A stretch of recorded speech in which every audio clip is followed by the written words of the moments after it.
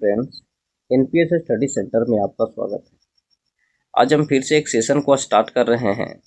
दोस्त, सेशन मेरा रुका हुआ था, कुछ अर्जेंटली काम पड़ जाने के कारण हम सेशन नहीं ले पा रहे थे।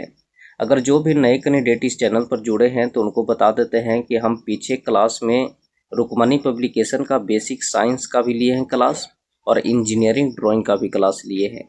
तो अभी अगर आप नहीं देखे हैं तो वहाँ से प्लेलिस्ट इसका सारा बना हुआ है, वहाँ से बेसिक साइंस और इंजीनियरिंग ड्राइंग देख सकते हैं। आज का सेशन जो हम लेके आए हैं इंजीनियरिंग ड्राइंग का करवाएंगे और इंजीनियरिंग ड्राइंग जो एस के झा सर के द्वारा जो भी सिलेक्टेड प्रश्न आया है इंजीनियरिंग ड्राइंग में वो हम करवाने का प्रयास करेंगे। इसी तरीक़ा से अगर हम बेसिक साइंस का अगर बात करिएगा तो बेसिक साइंस और इंजीनियरिंग ड्राइंग में आपको 2 लेक्चर मिलेगा, एक इंजीनियरिंग ड्राइंग का जाएगा और इसी के साथ बेसिक साइंस में अगर बात करेगा तो बेसिक साइंस में एक इन्वायरमेंट से क्वेश्चन बनता है और एक सेफ्टी एंड हेल्थ से बनता है। तो ये आपको जल्द ही वीडियो देखने को मिलेगा। और आज जो वीडियो हम बना रहे हैं, आज जो जाएगा लेक्चर वो इंजीनियरिंग ड्राइंग में। और इंजीनियरिंग ड्राइंग में आज हम इंस्ट्रूमेंट देखे हैं, तो इंस्ट्रूमेंट के बाद जो भी चैप्टर नीचे चलता जाएगा वो एमसीक्यू बनाया गया है, उसी हिसाब से आपको हम बताते जाएंगे। तो चलिए सेशन को स्टार्ट करते हैं। पीडीएफ के लिए टेलीग्राम चैनल से जुड़ सकते हैं, इसका लिंक डिस्क्रिप्शन बॉक्स में दिया हुआ है। आज का पहला प्रश्न देखिएगा।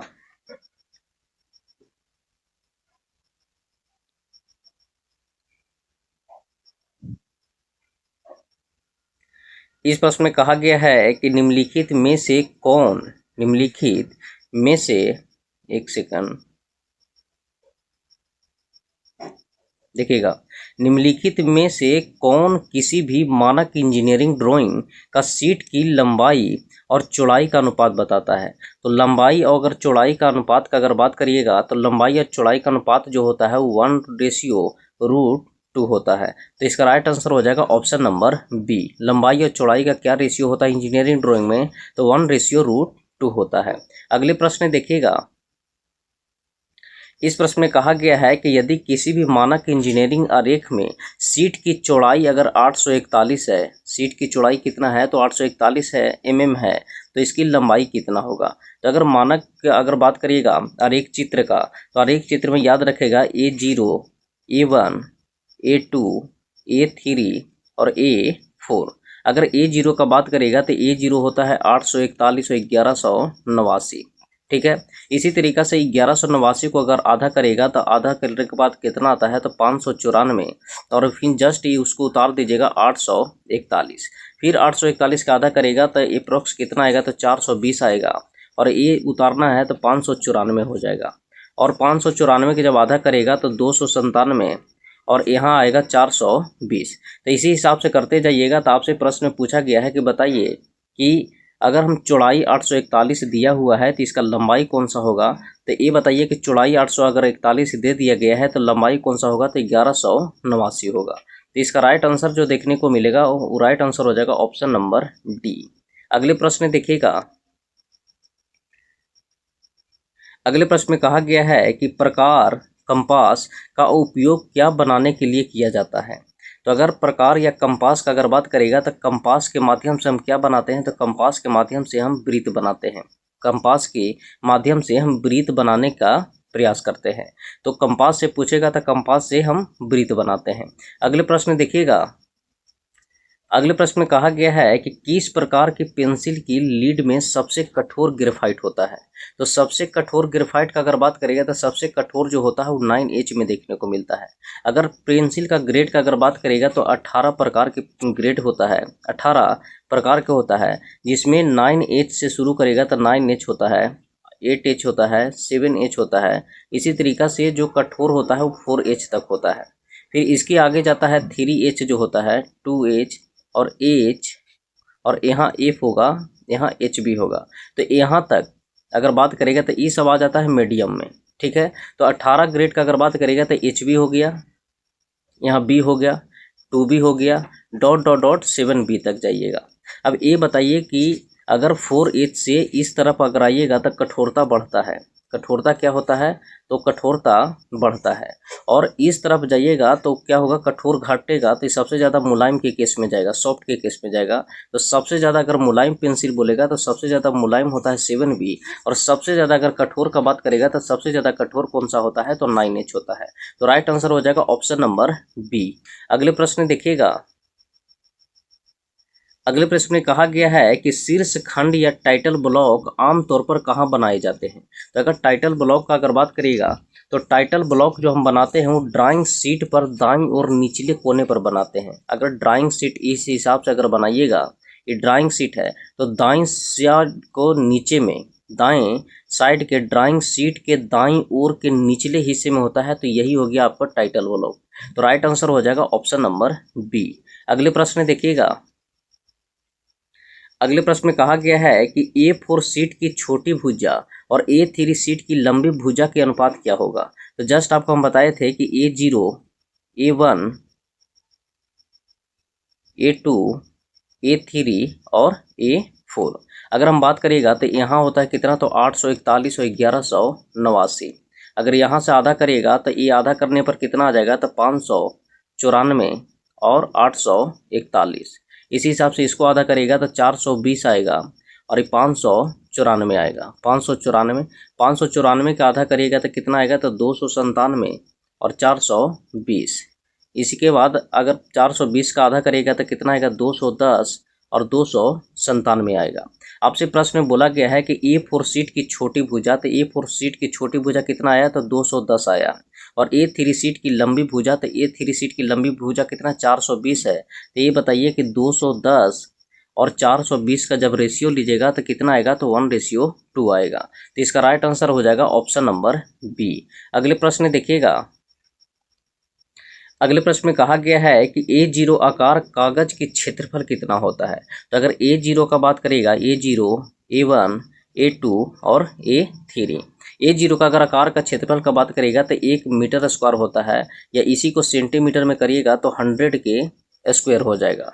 तो इसी हिसाब से फिर 1 मीटर स्क्वायर को हाफ करिएगा तो 0.5 मीटर स्क्वायर जो आएगा वो किसका आएगा, तो A1 का आएगा। तो इसी तरीक़ा से हाफ करते चला जाइएगा। तो आपसे प्रश्न में बोला गया है कि बताइए कि A0 का आकार कितना होता है क्षेत्रफल में। तो ये बताइए सेंटीमीटर में दिया है, तो 100 के जब स्क्वायर करिएगा तो कितना आएगा, तो इसका राइट आंसर हो जाएगा option number C, 10,000 centimetre square. Right answer हो जाएगा ऑप्शन नंबर सी। अगले प्रश्न देखिएगा। अगले प्रश्न में कहा गया है, इसमें बोला गया है कि किसी भी बंद भरे हुए तीर के शीर्ष की लंबाई और ऊंचाई का अनुपात कितना होता है। तो अगर शीर्ष की लंबाई और ऊंचाई का अगर बात करेगा कि लंबाई और ऊंचाई का अनुपात कितना होता है, तो ये बताइए कि ये लंबाई होता है और ये ऊंचाई होता है, और इसका रेशियो जो होता है वो 3:1 होता है। तो हम कह सकते हैं कि चौड़ाई का 3 गुना लंबाई होता है। तो राइट आंसर हो जाएगा ऑप्शन नंबर सी। अगले प्रश्न देखिएगा।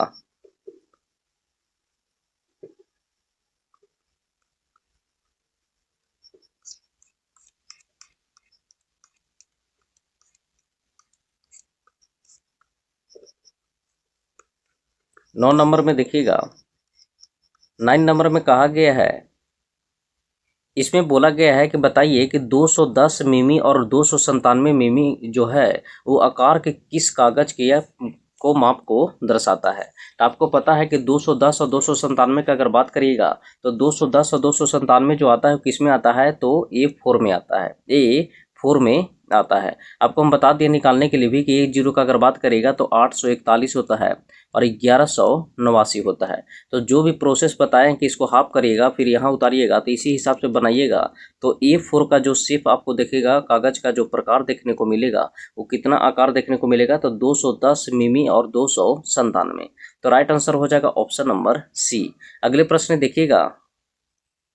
अगले प्रश्न में कहा गया है, इसमें कहा गया है कि 4H 5H dot dot dot 9H किस पेंसिल के उदाहरण है। तो जस्ट आपको हम बताए थे कि अगर 4H से 9H तरफ जाइएगा तो ये होता है कठोर पेंसिल के उदाहरण में आता है, कठोर पेंसिल के उदाहरण में आता है।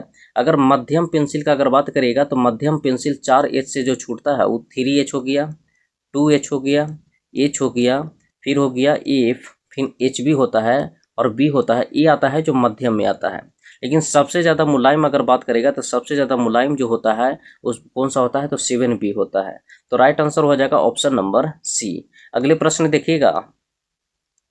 अगले प्रश्न में कहा गया है कि A0 आकार की ड्राइंग शीट का क्षेत्रफल कितना होता है। तो A0 को जस्ट आपको हम बताए थे कि A0 का जो होता है वो 1 मीटर स्क्वायर भी होता है, या इसी को सेंटीमीटर में लिखेगा तो 10,000 सेंटीमीटर स्क्वायर या 100 के स्क्वायर करिएगा सेंटीमीटर में। तो राइट आंसर हो जाएगा ऑप्शन नंबर डी। इसी तरीका से अगर A1 का पूछेगा तो इसका हाफ कर सकते हैं, या 1 मीटर स्क्वायर का हाफ करेगा तो 0.5 मीटर स्क्वायर हो जाएगा। इसी तरीके से A2 का अगर हाफ करिएगा तो 0.25 मीटर स्क्वायर हो जाएगा A2 का। तो हाफ करते जाइएगा तो उस हिसाब से सारा आकार का क्षेत्रफल मिल जाएगा। अगले प्रश्न देखिएगा।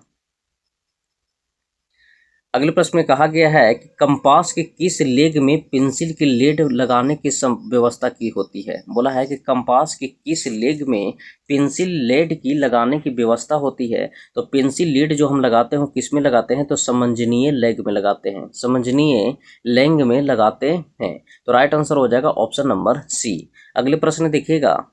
अगले प्रश्न में कहा गया है कि T² और सेट स्क्वायर और चांद जिसको प्रोटेक्टर बोलते हैं और स्केल का कार्य किस ड्राइंग उपकरण के द्वारा किया जा सकता है, उसका विवरण नीचे संक्षेप में दिया गया है।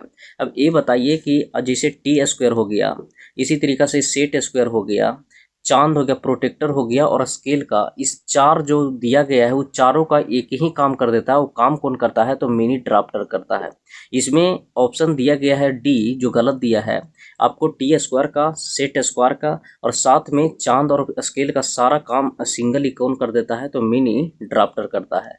तो राइट आंसर हो जाएगा ऑप्शन नंबर ए। अगले प्रश्न देखिएगा।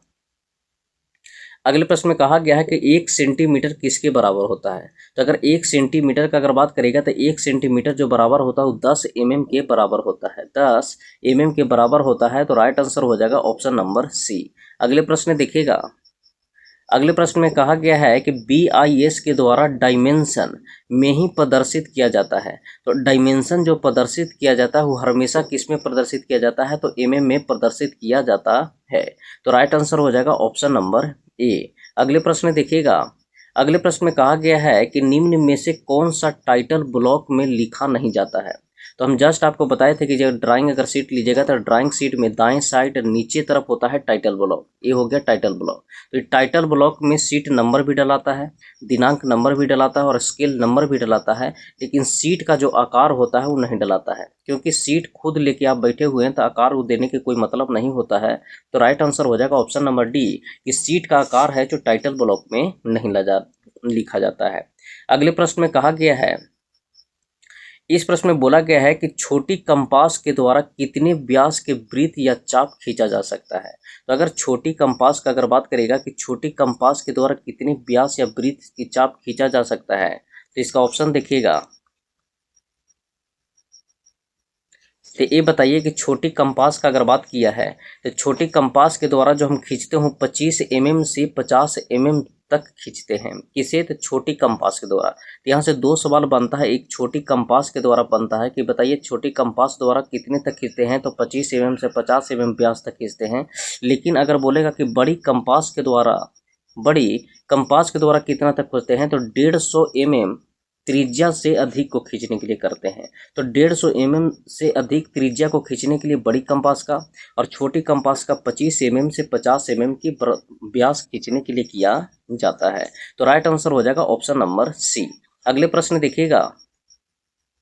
इस प्रश्न में कहा गया है कि ड्राइंग बोर्ड में पर बैटन लगाने का उद्देश्य क्या होता है। तो अगर ड्राइंग बोर्ड का अगर बात करिएगा तो ये जैसे ड्राइंग बोर्ड हो गया और ड्राइंग बोर्ड पर जो ये होता है स्ट्रिप्स जो लगा हुआ रहता है, इस पर जो हम बैटन कसते हैं इस हिसाब से, ये हो गया बैटन, ये हो गया बैटन, ठीक है।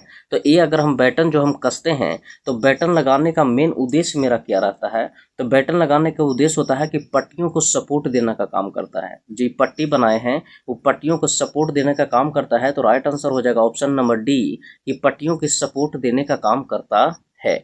अगले प्रश्न देखिएगा। अगले प्रश्न में कहा गया है कि ड्राइंग शीट का माप 594 mm और 841 mm कौन सा दिया गया है। तो अगर 594 841 का अगर बात करेगा तो पता है कि A0 A1 और A2 का अगर बनाइएगा तो ये 841 से अगर लिखेंगे तो ये लंबाई कितना हो जाएगा, तो 1189 हो जाएगा, 1189। अब 1189 के ज़्यादा आधा करिएगा तो ये यहाँ आएगा 594, और ये कितना जाएगा तो 841 हुआ, 841। पूछा गया कहाँ 594 और 841 है, तो किस में चला जाएगा, तो A1 में चला जाएगा। तो 19 का राइट आंसर हो जाएगा ऑप्शन नंबर कौन सा, तो ऑप्शन नंबर बी, A1 में 594 और 841 है। अगले प्रश्न देखिएगा, अगले प्रश्न में कहा गया है,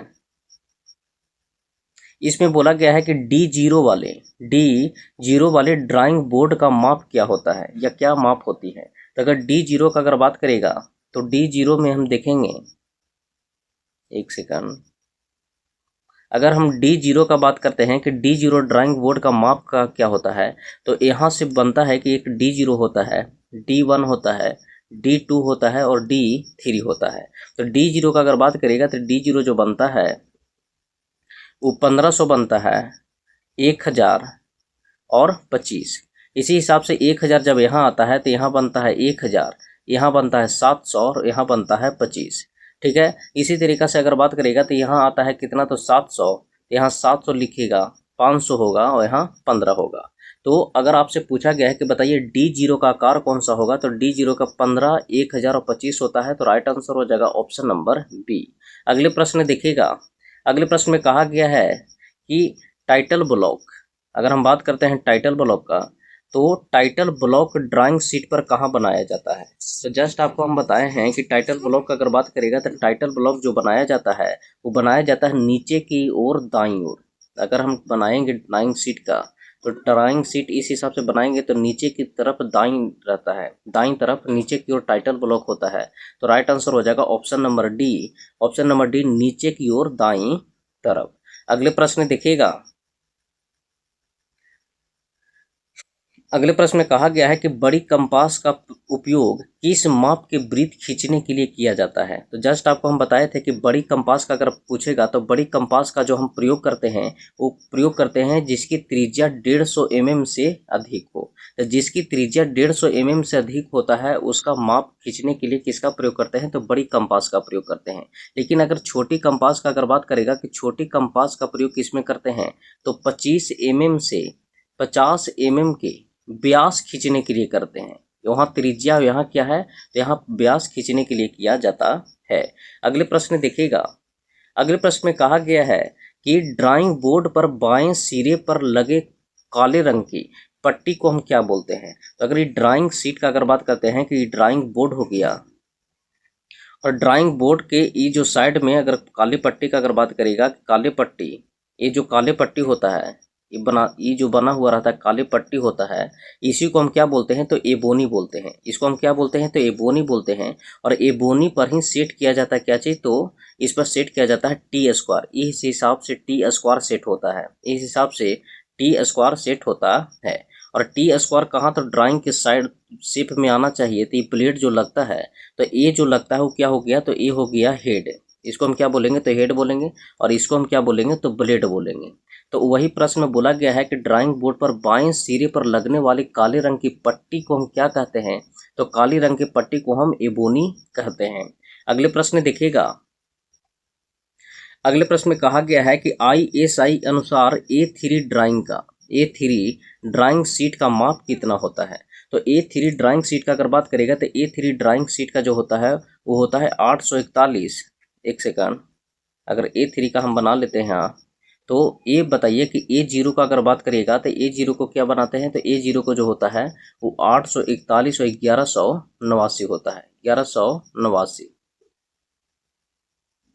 ये बताइए ये कितना हो गया, 1189 हुआ। इसको आधा करेगा तो ये जो 1 बनेगा वो कितना बनेगा, तो 594 और 841।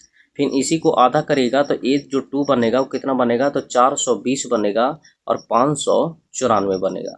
उसी तरीक़ा से A3 का अगर बात करेगा तब 297 बनेगा, 297 और 420 बनेगा।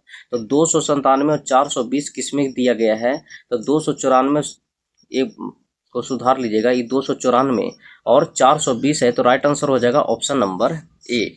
अगले प्रश्न देखिएगा, अगले प्रश्न में कहा गया है कि सेट स्क्वायर के तीनों कोनों का योग कितना होता है। तो अगर सेट स्क्वायर का बात करिएगा तो सेट स्क्वायर का तीनों कोनों का जो योग होता है वो 180 डिग्री होता है।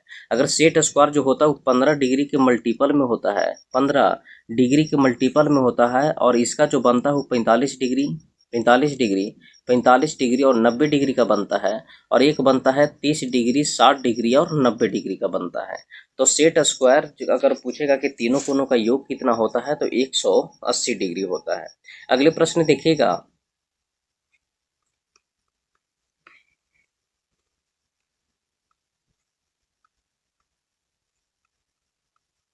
इस प्रश्न में देखिएगा,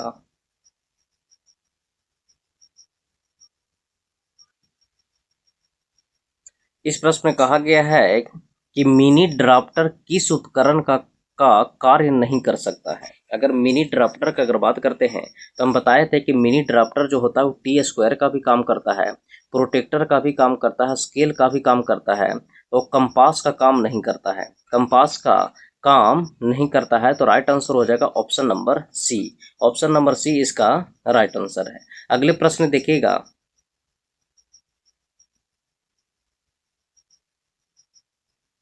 देखिएगा इसमें जैसे अगर बात करेगा कंपास का, तो कंपास होता है जो ब्रीथ बनाने का काम करता है। किसका? तो ब्रीथ बनाने का काम करता है। तो ब्रीथ है जो प्रोटेक्टर के द्वारा या ड्राफ्टर, मिनी ड्राफ्टर के द्वारा नहीं बनाया जा सकता है। तो राइट आंसर हो जाएगा ऑप्शन नंबर सी।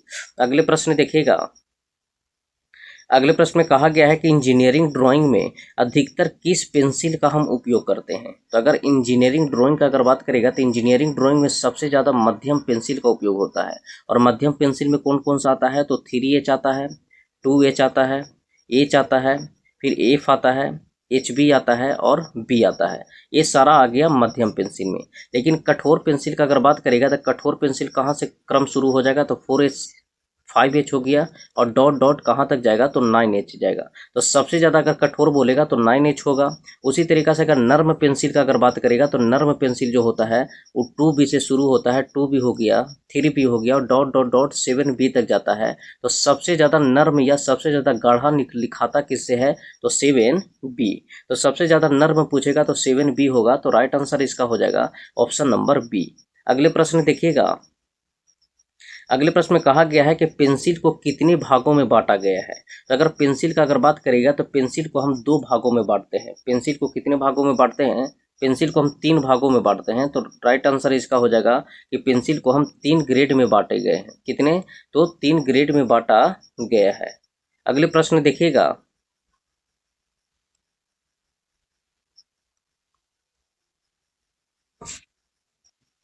इस प्रश्न में दिया गया है, अगर इसका एनालिसिस अगर 3 में अगर बात करेगा कि पेंसिल को 3 प्रकार के कौन कौन सा होता है। तो अगर बात करेगा तो एक होता है जिसे कि एक नरम पेंसिल होता है, एक नर्म हो गया। अगर एक होता है कठोर पेंसिल, एक होता है कठोर पेंसिल और एक होता है मध्यम पेंसिल। ये 3 प्रकार के 3 कैटेगरी में बांटा गया है किसको? तो पेंसिल को। लेकिन अगर ग्रेड का बात करेगा कि ग्रेड कितना प्रकार का होता है तो 8 प्रकार के ग्रेड में बांटा गया, 18 प्रकार का 18 प्रकार के ग्रेड में बांटा गया है। जिसमें सबसे कठोर हम बताए थे कि सबसे कठोर जो होता है 9H होता है, और सबसे मुलायम जो होता है कौन सा होता है? तो 7B होता है। अगले प्रश्न देखिएगा, अगले प्रश्न में कहा गया है कि कौन सा सबसे कठोर पेंसिल होता है। तो जस्ट आपको बताएं कि सबसे कठोर बोलेगा तो कौन सा हो जाएगा? तो 9H पेंसिल हो गया। अगले प्रश्न देखिएगा, इस प्रश्न में कहा गया है कि टाइटल ब्लॉक का माप जो होता है वो कितना होता है। तो हम बताए थे कि अगर बनाइएगा इस तरीके से ड्राइंग बोर्ड, तो ड्राइंग बोर्ड के नीचे दाहिने साइड जो रहता है, दाहिने साइड के नीचे होता है वो होता है टाइटल ब्लॉक, और इसका जो साइज होता है वो 65 से 185 mm होता है। तो राइट आंसर हो जाएगा ऑप्शन नंबर डी, 65 से 85 mm। अगले प्रश्न देखिएगा, अगले प्रश्न में कहा गया है कि मिनी ड्राफ्टर का स्केल का कोण कितनी डिग्री पर होता है। तो अगर मिनी ड्राफ्टर का अगर बात करेगा तो मिनी ड्राफ्टर का जो स्केल का कोण होता है वो कितना डिग्री पर है? तो 90 डिग्री होता है। अगले प्रश्न में कहा गया है, इसमें बोला गया है कि टी स्क्वायर अगर बात करेगा तो टी स्क्वायर के ब्लेड की लंबाई कितनी होती है। तो अगर टी स्क्वायर के ब्लेड की अगर लंबाई का अगर बात करेगा तो ड्राइंग बोर्ड की लंबाई के बराबर होता है। अगर ड्राइंग बोर्ड अगर इस हिसाब से हम लिए और यहाँ आपको पता है कि यहाँ एबोनी लगा रहता है, तो इसी के साइज के बराबर हम लेते हैं, इसी के साइज के बराबर लेते हैं, तो हम कह सकते हैं कि ड्राइंग बोर्ड के बराबर लेते हैं। अगले प्रश्न देखिएगा, अगले प्रश्न में कहा गया है कि निम्न में से कौन सा कोण सेट स्क्वायर के द्वारा नहीं बनाया जा सकता है। तो जस्ट आपको हम बताए थे कि सेट स्क्वायर का जो बनेगा वो 15 डिग्री के मल्टीपल में बनेगा, 15 डिग्री के मल्टीपल में बनेगा। तो 50 डिग्री दिया है जो 15 डिग्री के मल्टीपल में नहीं है, तो राइट आंसर हो जाएगा ऑप्शन नंबर ए। अगले प्रश्न देखिएगा, इस प्रश्न में कहा गया है कि बताइए विस्तारक पैमाने का निरूपक भिन्न क्या होता है। तो आपको निरूपक अगर भिन्न का बात करेगा तो निरूपक भिन्न जो होता है वो काल्पनिक वटा वास्तविक होता है। अगर बात करेगा तो काल्पनिक वटा वास्तविक होता है, वास्तविक होता है। अब समझिएगा, जैसे ये बताइए कि अगर बड़े ब्रिज का अगर बनाना है या बड़ा पुल का बनाना है फिगर, तो उसको छोटा करके बनाइएगा। तो इसी हिसाब से जो पैमाने का प्रयोग किया गया है वो पैमानों को 3 प्रकार से प्रयोग किया गया है, और तीनों प्रकार का अगर बात करेगा तो पहला जो होता है वो पूर्ण आकार का पैमाना होता है, पहला जो होता है वो पूर्ण आकार का पैमाना होता है। और पूर्ण आकार में पैमाना में ये हुआ कि जिस शेप में वस्तु रहेगा उसी शेप में उसका फिगर बनेगा। तो ड्राइंग बनाएंगे उसी शेप में, तो इसका जो होता है वो कितना होता है, तो 1:1 होता है। दूसरा अगर बात करते हैं तो लघुकरण होता है। लघुकरण हो गया कि बड़ा शेप, जैसे बड़ा पुल का अगर ब्रिज का फिगर बनाना, ड्राइंग बनाना तो छोटा करके बनाइएगा, ये लघुकरण होता है। और लघुकरण का होता है कौन सा, तो 1:X होता है, 1:X होता है। तो ये हो गया लघुकरण का। इसी तरीका से विस्तारक का अगर पूछेगा कि विस्तारक का कौन सा होता है, तो विस्तारक का अगर बात करेगा, अगर विस्तारक का बात करेगा तो विस्तारक जो हो जाता है वो कौन सा हो जाता है, तो X:1 हो जाता है। मतलब कि छोटा से बड़ा बनाया जाता है, जैसे घड़ी का हो गया, तो घड़ी का बनाइएगा, अब छोटा रहता है उसको बड़ा बनाना रहता है, तो कौन सा हो जाता है, तो X:1। ये रेशियो पूछा जाता है, तो पूछा है कि बताइए विस्तारक पैमाना कौन सा हो जाएगा, तो राइट आंसर हो जाएगा ऑप्शन नंबर ए। अगले प्रश्न देखिएगा, अगले प्रश्न में कहा गया है कि बड़ी मशीनों की ड्राइंग में किस पैमाने से बनाई जाती है। तो हम जस्ट आपको बताएं कि बड़ी मशीन को ड्राइंग अगर बनाना चाहते हैं तो बड़ी मशीन को ड्राइंग छोटा करके बनाइएगा, तो छोटा करके लघुकरण करके बनाना पड़ेगा, लघुकरण पैमाना से बनाना पड़ेगा। जैसे ये बताइए कि बड़ा ये सिर्फ दिए हैं और इसको हमको छोटा करके बनाना है, तो हम क्या करें, लघुकरण किए हैं। तो वही बोला है कि बड़ी मशीनों को ड्राइंग किस पैमाना द्वारा बनाई जाती है, तो लघुकरण के माध्यम से बनाया जाता है। अगले प्रश्न देखिएगा, अगले प्रश्न में कहा गया है कि घड़ी के पुर्जे की ड्राइंग बनाने हेतु कौन सा पैमाना प्रयोग करते हैं। तो ये बताइए कि घड़ी के पुर्जे होता है जो बहुत छोटा होता है, घड़ी का पुर्जा बहुत छोटा होता है, तो उसको हमको बड़ा करना होगा। तो बड़ा करने के लिए हम क्या करेंगे, तो विस्तारक पैमाना का उपयोग करेंगे। तो 36 का राइट आंसर हो जाएगा ऑप्शन नंबर ए। अगर 35 का अगर बात करेगा तो 35 में भी बोला था बड़ी पैमानों का, क्या बोला था, तो बड़ी पैमानों का बोला था। तो बड़ी पैमानों को छोटा करके बनाएगा तो कौन सा हो जाएगा, तो इसका ऑप्शन नंबर हम बताए थे कौन सा, तो ऑप्शन नंबर सी। अगले प्रश्न देखिएगा,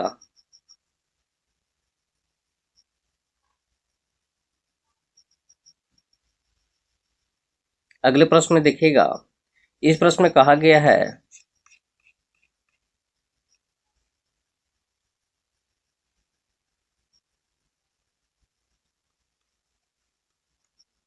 37 नंबर में देखिएगा, 37 नंबर ये हो गया।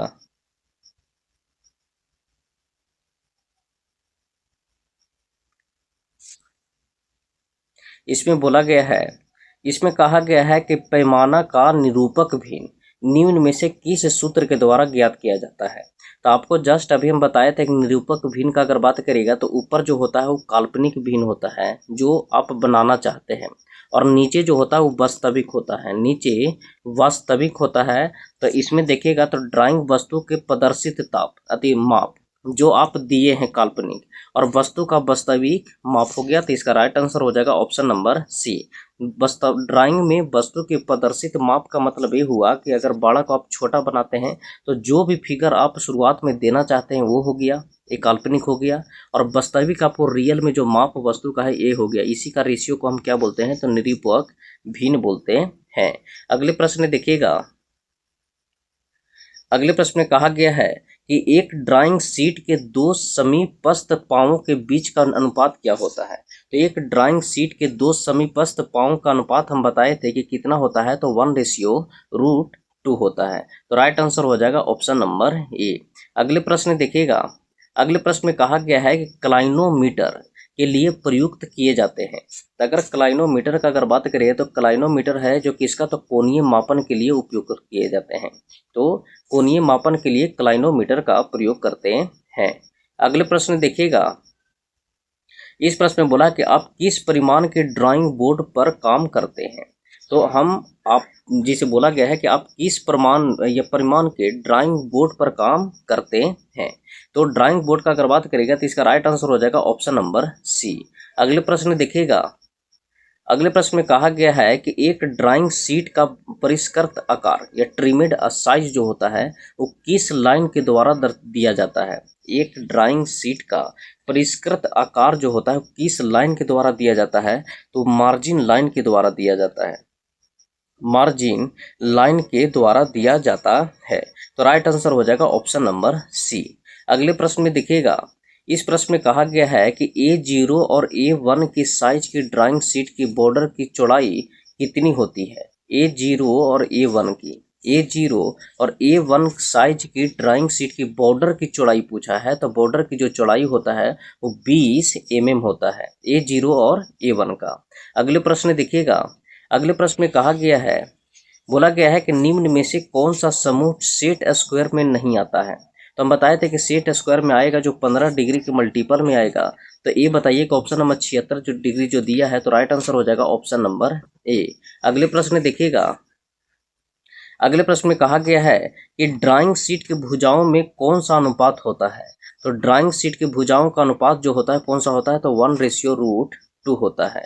अगले प्रश्न देखिएगा, अगले प्रश्न में कहा गया है कि निम्न में से किस कार्य को करने हेतु सॉफ्ट ग्रेड पेंसिल का उपयोग करते हैं। सॉफ्ट ग्रेड पेंसिल का उपयोग करते हैं। तो सॉफ्ट ग्रेड पेंसिल का जो उपयोग हम करते हैं किस में करते हैं, तो गाढ़ी रेखाएं बनाने के लिए। जैसे हम बताए थे कि सबसे ज़्यादा जो मुलायम होता है कौन सा होता है, तो 7B। और जब मुलायम से लिखेगा तो क्या लिखाएगा, तो गाढ़ा लिखाएगा।